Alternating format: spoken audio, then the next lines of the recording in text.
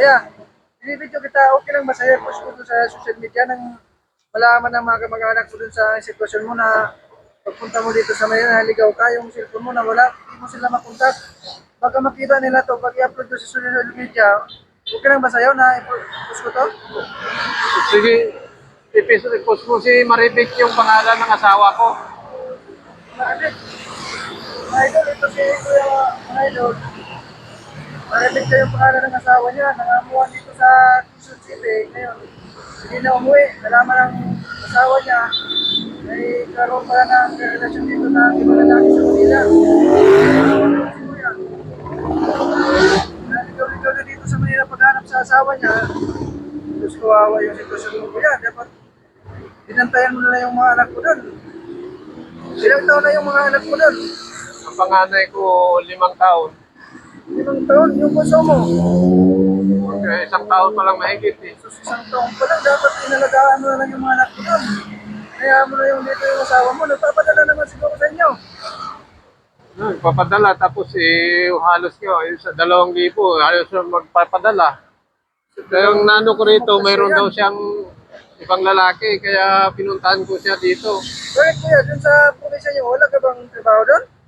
May trabaho naman, nangingisda ako, pero wala. Iniwanan ko yung trabaho ko doon dahil gusto ko siya makita dito sa Manila. Hindi na kasi umuwi, hindi na siya kumukontak din sa amin.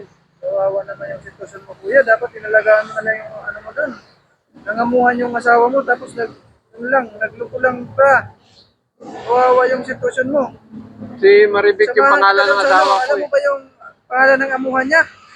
Para mapunta natin. Mga pati Chinese building. daw, mga Chinese daw yung amo niya eh. Kaso Chinese, problema, hindi ko na, ano yun? andun niya sa cellphone ko yung address. Dapat makukontak ko siya kasi problema, nawala nga sa terminal yung cellphone ko eh. So, kawawa ka naman, dapat pinano mo yung cellphone mo kasi yun ang panangga mo dito sa Manila. Ayun, nawala ka pa ng cellphone, kumain ka na ba? Hindi pa nga ako kumain. Ano ka talaga? Ano isa na sa akin na malapit? Kanina kumain ka muna. Kumain ka rin sa ano. Kami na delikado ko dito, kung sa ano ka. Saan ka sa Iloilo? Doon lang, sa northern part ako ng Iloilo eh. Northern Park, kawawa ka naman. Taga Iloilo ka, maligaw-ligaw ka talaga dito sa Manila.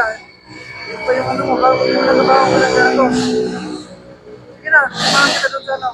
Sa mga kababayan dyan, sana kung maghanap buhay kayo. Huwag naman kayo maghanap ng iba kasi si Kuya nag-aasa doon sa probinsya nila. Ngayon, naghanap pala kayo ng iba dyan. Si Kuya nilagaan yung anak niyo doon sa probinsya. Ngayon, ganyan pala yung gagawin niyo. Huwag na kayo mag-trabaho dito sa Manila kung ganyan ang gagawin niyo dito. Wala si Kuya. Bakit kilala mo to ah? Kuya? Kuya? Ikaw nga. Bibi ko kuya yung naghanap ng asawa mo na hanap ng trabaho dito sa ano, sa Manila nagpakasambahay. Oo, Bakit nandito ka? Nahanap mo na ba yung asawa mo? hindi ko nahanap eh. Ha? Hindi ko nahanap.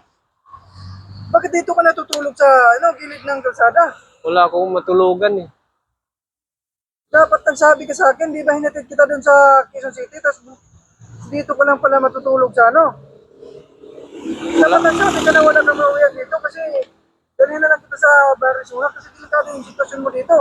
Wala akong matulugan kasi. Ha? Wala akong matulugan.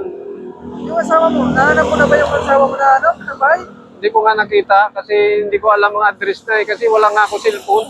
Kawawa ka naman, hindi mo pala nakita yung asawa mo. Ano ba, na-confirm mo na ba talaga na ano? May kinakasama ng iba yung asawa mo? Kaya nga pupuntahan ko eh. Tapos hindi ko naman makita yung address nun. E, paano yung mga anak mo doon sa probinsya? Eh, hindi ko nga makontak kasi wala naman ako cellphone. So, kawawa ka naman yung sitwasyon mo kasi bakit di mo iningatan yung cellphone mo?